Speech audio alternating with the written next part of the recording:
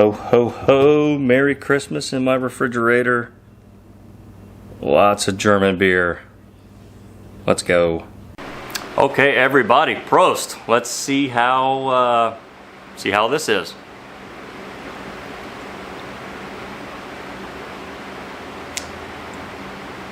Oh, that is some good motor oil beer right there. Oh, it's one of those dark beers that has sort of a coffee taste. Anyway, let me make sure that we are in focus today. We have a very exciting video.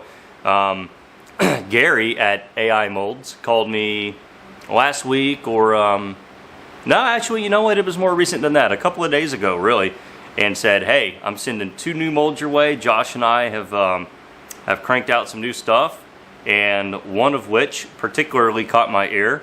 As soon as he said bigger botworm mold, I got pretty excited. That was something that I personally was hoping that was coming down the pipe. I didn't ask for it, but it was something that I figured they would do because of the popularity of the first 4.1. I think it's 4.1 or 4.5, whatever the original botworm size is. And now we have a bigger one. And then with the Riprap mold, you know, that awesome little injection swim bait, they went smaller. So we went bigger with one mold, smaller with the other. I'm really excited to show you both, so let's take a look. Here is the new Botworm, okay? 6-inch, it just says 6 Bot at the bottom, okay? Right? Awesome, awesome. That mold has really taken over the hand pouring community. Lots of guys and gals are pouring the Botworm mold and coming up with incredible stuff. It just makes a pretty worm, gosh almighty. I've sold a ton of them, they're catching fish, and I'm excited to add the 6-inch version to my creative output, I guess. And now we have a very special mold. This is the new Riprap, okay? But it's the tiny Riprap, 2.8 inches, okay? This is less than 3 here. Yeah. Check that out. That is an absolute Alabama rig killer. You know, so the original size of the Riprap is 3/8. You know, perfect for like a jig trailer. This one right here, arguably could be even more versatile because of the size. I mean, you could even dabble into panfish, you know, speckled perch. There's a lot of things that you can do with this, and I'm really excited to try out the tail mold. You know, despite this being such a small bait, you know, with just small dimensions, there's actually a working tail mold. So I'll show that to you right now. If I can get her open. Yeah, right there. 2.8 Riprap tail mold. Okay, so we're gonna have some fun with these two. And here we go. Okay, let's take a quick closer look. So one thing about the 6-inch Botworm, it's the same width, depth, okay, as the original. So one of the great things about the original Botworm is that despite it being such a small, kind of narrow cavity, there's actually still a lot of room to work in because of the depth. Even back here in the tail, where the worm, you know, tapers in thickness, you know, gets a little thinner towards the tail, they still leave you plenty of room to layer and to pour cleanly. And that is no different here in the 6-inch Botworm. So let me get the original to do like a little size comparison. All right, so here's the original. And I love that they're both 6 cavity, right? So you can get high cavity counts for a really great price. $39 for the new 6-inch Botworm. And I think it was either 30 or 33 for this one. So, you know, you're still in that excellent price range. And as you can see, the cavities are very similar. Same depth, same everything. Just comes in a bigger package with a slightly bigger cavity. So, really excited to pour that. And then again, here's the 2/8 Riprap.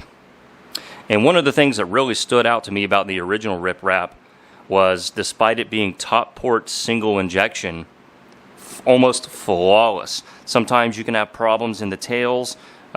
Sometimes they don't laminate well. Boy, it shot incredibly well, and I expect this one to do the same. So let me grab the original Riprap, and we'll kind of show you the size comparison there as well. Okay, here we go. So, still 4 cavities, all right? 4 cavities of each. There's the 3/8, and here's the 2/8, all right? So there's your size comparison there. Awesome stuff. This is, man, what an awesome bait. The Riprap has been a great success for AI, and it makes just, I mean, it makes an incredible bait. And like I said, from a bait maker's perspective, it makes an incredible mold, how easy it is to shoot. So $39 for this one, for the 6-inch open pore bot, okay? $119 for the 4-cavity Riprap, and then the corresponding tail mold for the 2.8 Riprap, I believe, is $74. So you've got $119 for this mold, $74 for the tail mold, okay? So that's what it would cost to get this whole system. And then $39 for the bots. So what we're going to do is we're going to fire up the hot plate and go ahead and pour some Botworms for you guys. And we're going to do a 3-color layer, just like you would see in a robo worm, and see if we can make some magic. See if we can really show this bad boy off. And I could not be more excited. All right, so we have the 6-inch bots on the hot plate, and we're going to get them to about 270 degrees, which is like the perfect temperature for pouring multi-layer laminates in a small cavity. You need the mold to be hot for the plastic to pour evenly, right? And so that gravity can allow the layers to settle flat. And you also need to pour extremely thin layers, okay? You know, because the worm is maybe, you know, that thick, that tall. You got to fit the layers in there. So pouring a hot mold is how you do that. So whether you are one of the persons who has invested into the Fishing All Out plate, or if you're pouring on a pancake griddle or some other, you know, small tabletop heat source, heat is always the temperature to hand pouring. We've said that multiple times on this channel, and this will be no different. Okay, so I think we're going to do a 3-layer June bug. So look at that, looking nice and clear, ready for action. That's the Black Label Swimbait blend. And this is going to be sort of a 3-layer June bug-ish worm color. I've done it once before in the AI ribbon tails, so we're going to kind of carry over that thought process today. So we're going to start with black as the top color, you know, because we have to sort of pour these inverted. You actually pour the top color first into an open pore worm. So we're going to start with black, but getting the saturation right is going to be key. So I'm going to have to really kind of be careful here how much black we have. Yeah, I think that's about right, actually, because I don't want it to just completely overpower everything. And, like I said, June bug. No June bug is complete without some green flake. Alright. So we are going to green flake the top color only. And then essentially the bottom 2 layers are going to be 2 different shades of purple. You know, so June bug is traditionally purple with green flake. But now we're going to laminate black with green flake and 2 shades of purple.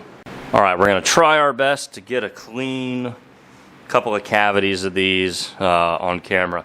Again, we want just a thin layer of black all the way up. So we got to kind of start fast and pour steady.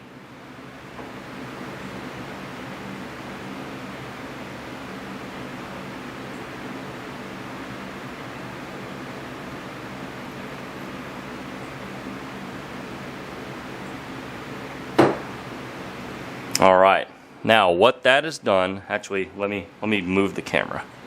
Okay, so what that's done there is you can see that there's a lot of space left in the mold, right? The black layer is down in the cavity, and so we need to fit 2 more layers in there. But that is essentially what the goal is. It's just to get the black basically on that very bottom lower third of the cavity. So that's what we hope that we've done. Again, I have not tried this in this mold. Alright, so for the next color, we're going to go a dark purple, and we're going to try the new electric grape from Dead On Plastic as sort of the base for our dark purple layer. Alright, the bottom layer is going to be a brighter purple. So we're basically going dark to light in the whole color pyramid here. So we're starting with a black top, a dark purple, fading into a lighter purple. So that's sort of the order of operations for our colors. We're going to pearl it up because pearl effects look amazing in a 3-layer worm. It just adds a little bit of illusion to how your layers start to form. I really can't explain it other than that. So, you know, pearls and highlights in these layered worms, I think you're going to like the effects that you get. Perfect. All right, now we're going to try to pour this middle color vein, probably about up to here. We're not going to pour it all the way through the tail. I just think it'll look a little better this way, and we'll have more room. So let's try to get this on camera for you guys.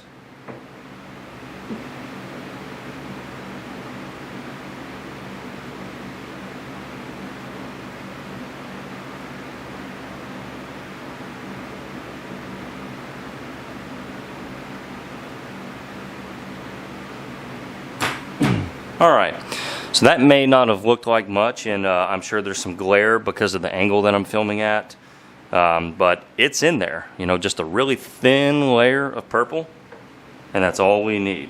The heat actually thins it out for you.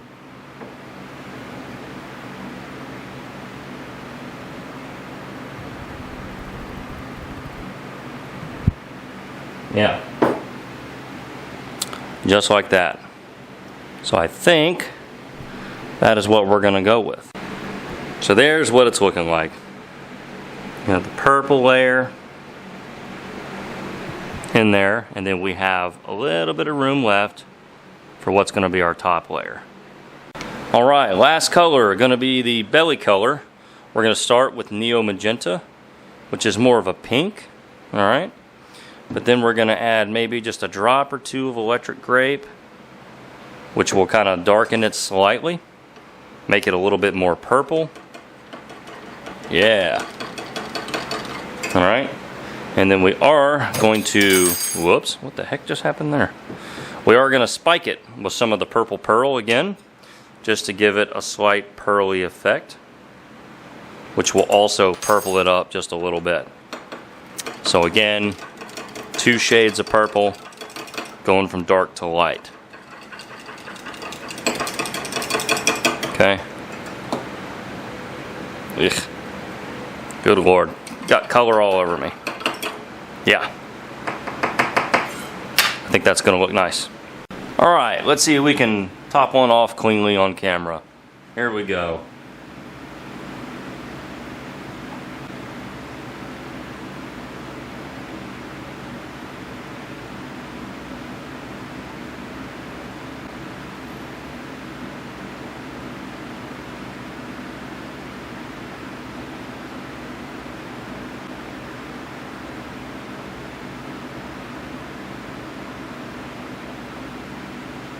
Yeah, the heat filled that in perfectly. So despite having 2 layers already in there, you basically only see that last color that we just did. And that makes me feel good because that means that there was actually enough room for that color left. You know, sometimes your layers take up too much space and there's really not much room left for that final color.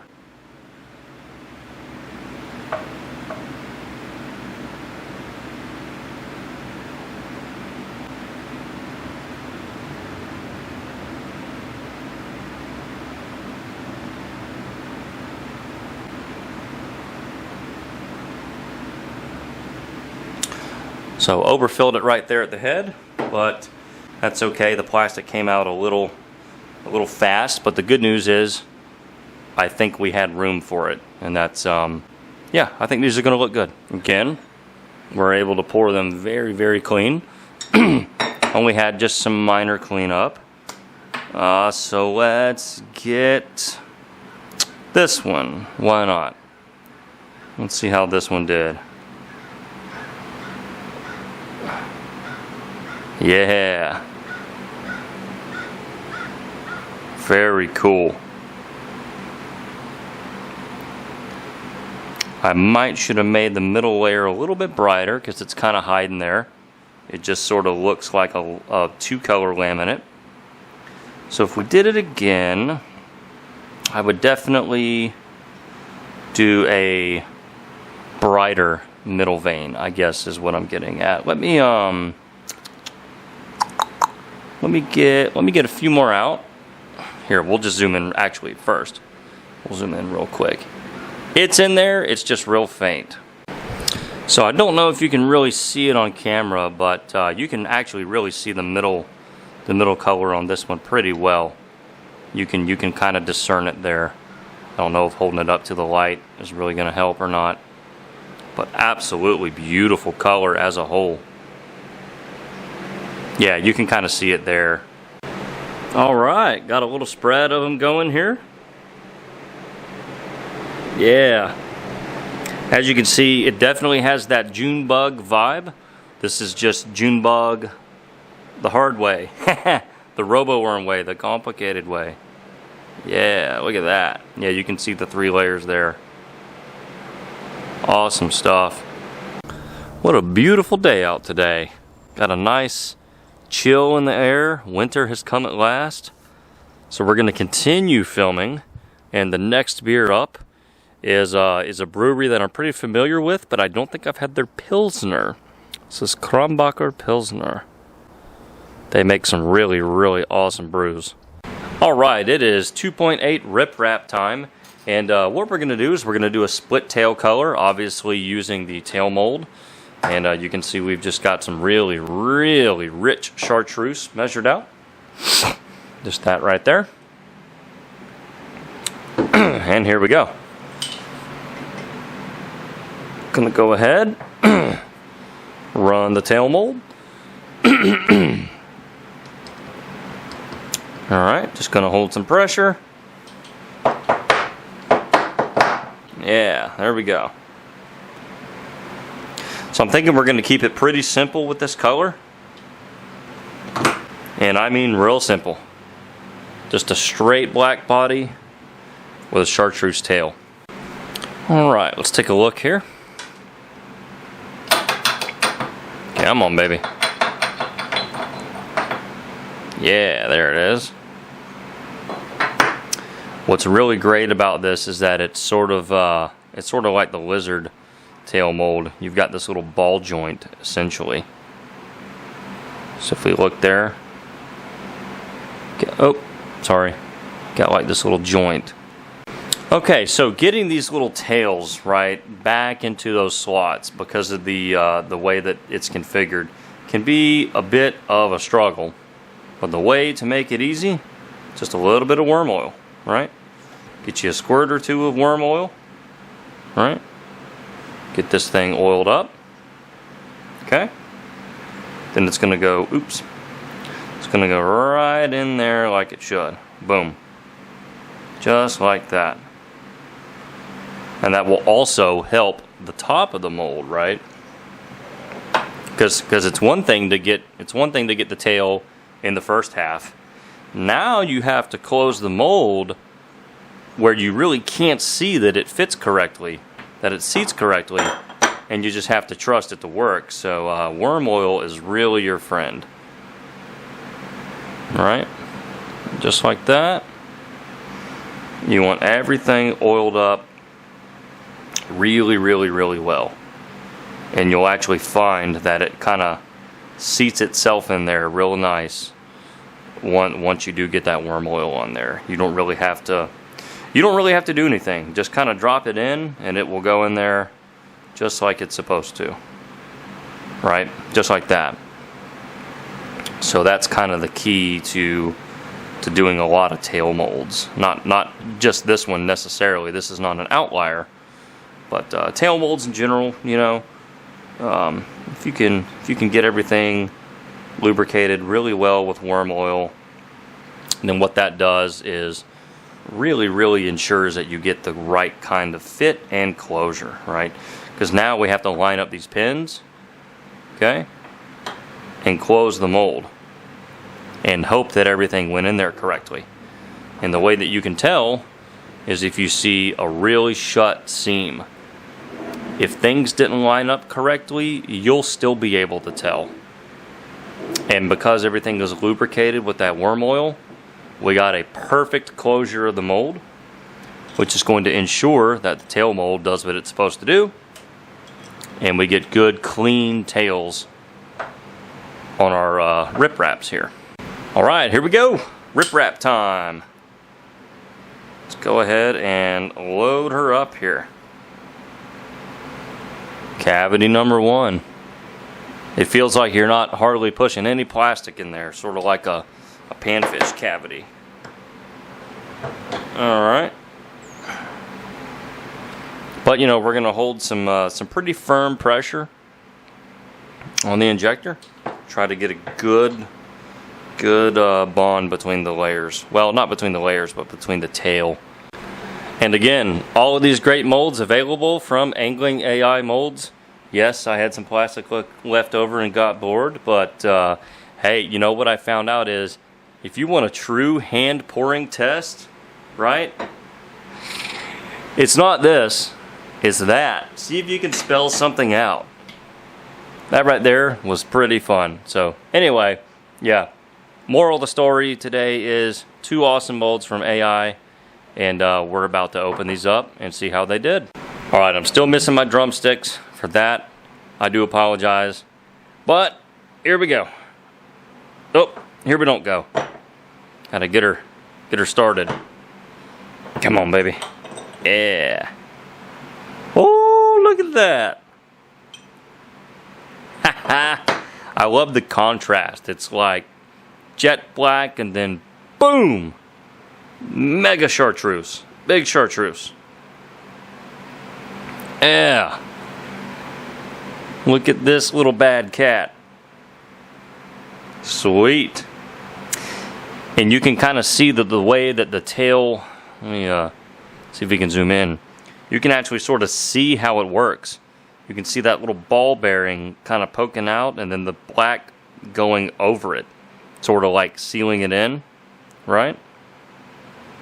Makes a really good hold there. So we'll get another one out, show it to you. Same thing going on there. Go ahead and I guess take them off the sprues. Right on, right on. Yeah, tail mold's working great. So now, maybe let's try a laminate. See how a laminate does in the small Riprap. Okay, let's see if we can get a little tub test here. No, hold on, let me, oh yeah, it has really great wobble. You know what, let me shorten up the string. I basically tied some fishing line to a plunger, because we are super sophisticated here. Yeah, let's see if we can get a little bit better shot for you. Yeah, really great wobble on a jig head. Of course, the tail kick is great. I'm having a hard time focusing. Yeah, probably shouldn't have made a chartreuse tail up next to this white background, but yeah, you get the point. Okay, everybody, we're gonna do a color that we've already done in the larger Riprap, but we didn't actually show on camera. I called it Cinnamon Shiner, and a lot of people wanted to know sort of how it was done. Dark cinnamon right there. Okay, so top half is going to be dark cinnamon. Really cool color. It's like a dark scuppernong, you know, sort of looks like cherry coke. Yeah, as you can see there, sort of a dark cherry coke looking mess there. And it really does have a cinnamon vibe to it. Okay, so that was one side. What's that dark cinnamon color with copper flake. And I may have put some black flake in there too, but right now we're just going to stick to the copper flake. Okay? And the copper flake looks really good in this particular cinnamon flavor. The two colors really complement each other well. Like I wouldn't want to put blue flake in this cinnamon. To me, that would just look yucky. But this copper works very, very, very well, as you can tell there. Looking good, looking good. Okay, so maybe just a smidge more. All right, and then the bottom color is just plastic, no color in it, but with a lot of small gold flake, which sort of, I guess, gives it that golden shiner vibe. Okay, so here's our small gold flake.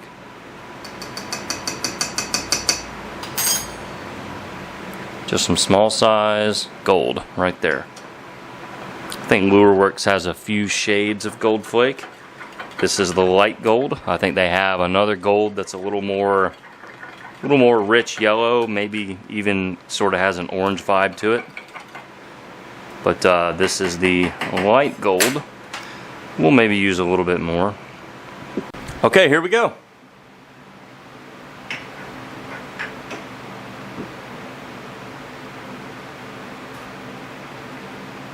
Just gonna kind of see how many we can get here. Yeah, looking good. So because these are small cavities, we should get them all pretty comfortably.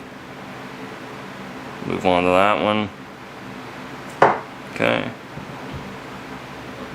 Move on.